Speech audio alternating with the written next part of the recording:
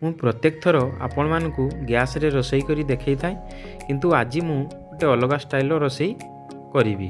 କାଠ ଚୁଲିରେ ଏବଂ ବାହାରେ ରୋଷେଇ କରି ଆପଣମାନଙ୍କୁ ଦେଖାଇବି। ପ୍ରଥମେ ମୁଁ ଗୋଟେ କଡ଼େଇରେ ତେଲ ଗରମ କରିସାରିଛି ଏବଂ ତାପରେ କାଟିକି ରଖିଥିବା ପିଆଜକୁ ପକାଉଛି। ତାପରେ ପିଆଜକୁ ଭଲ ଭାବରେ ମୁଁ ଭାଜି ନେବି। ପିଆଜ ଗୋଲ୍ଡେନ୍ ବ୍ରାଉନ୍ ହେବା ପର୍ଯ୍ୟନ୍ତ ମୁଁ ତାକୁ ଭାଜିବି।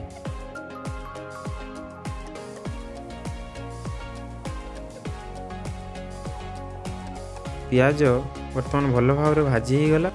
ତାପରେ ଅଦା ରସୁଣର ଯେଉଁ ମୁଁ ପେଷ୍ଟ ବନେଇକି ରଖିଛି ତାକୁ ଏଥିରେ ନେବି ଏବଂ ତାକୁ ମଧ୍ୟ ଭଲ ଭାବରେ ଭାଜି ନେବି।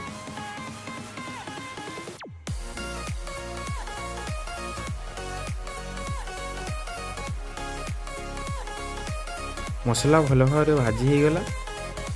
ଏବେ ହଳଦୀ ଗୁଣ୍ଡ, ଜିରା ଗୁଣ୍ଡ, ଧନିଆ ଗୁଣ୍ଡ ନେଲି ଏବଂ ଅଳ୍ପ ଟିକେ ପାଣି ନେଇ ତାକୁ ଭଲ ଭାବରେ କଷି ନେବି।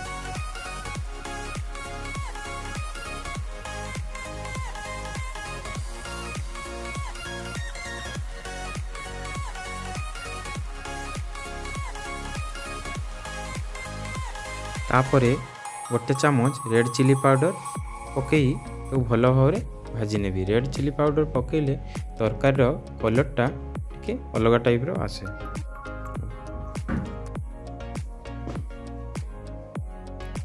वर्तमान अल्प टिके पानी नहीं मु मसला को भल भाव कषि नेबी।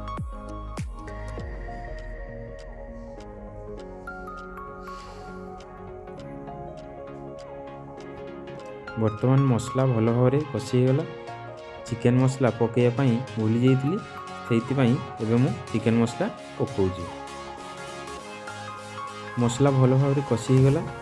एबे रखिथिबा पाढ़ू मांस नेली, तापरे ताकू भल भाव मु मसला सहित कषि नेली।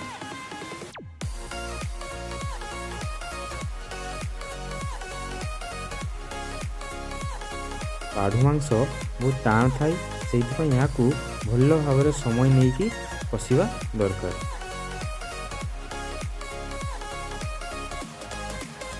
वर्तमान भल भाव कषि होगला। काठ चुली रोषेई कला बेले गैस भलिया ताकू कम बेसी करी हुए नहीं, तेणु टिके ध्यान देवा निहाती दरकार। वर्तमान ये अल्प पानी नहीं ताकू भल भाव कषिबी।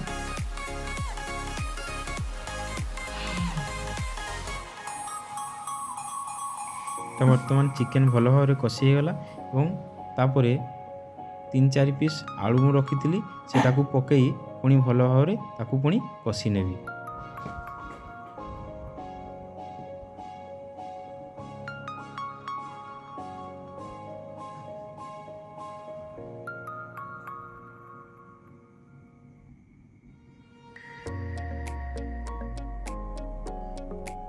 मांस को भल भाव सिझापी अल्प पानी नहीं पुणी ताकू मु भल भाव कषि नेउछि।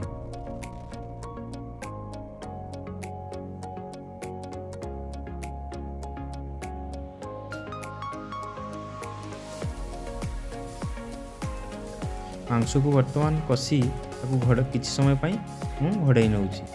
20-25 मिनट गला परे पुणी ढाकुणी को काढ़ी भल भाव ताकू टिके चलई नेबी।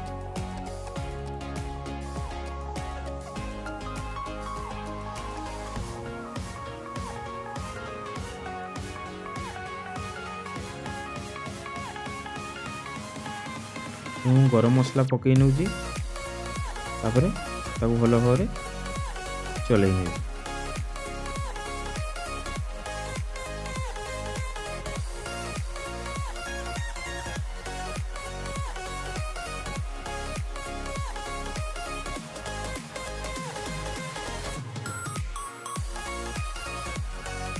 15-20 मिनट गला परे देखंतु मांस केमती भल भाव कषि होइछि और बहुत सुंदर देखा जाउछि।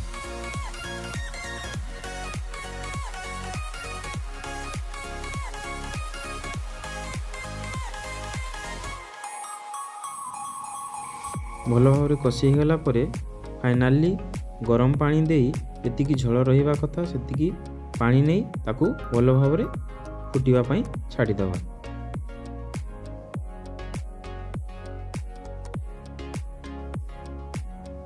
କିଛି ସମୟ ମୁଁ ଘୋଡ଼େଇ ନେବି।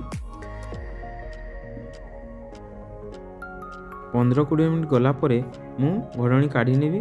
ଏବେ ଦେଶୀ ପାଢ଼ୁ ମାଂସ ରେଡ଼ି।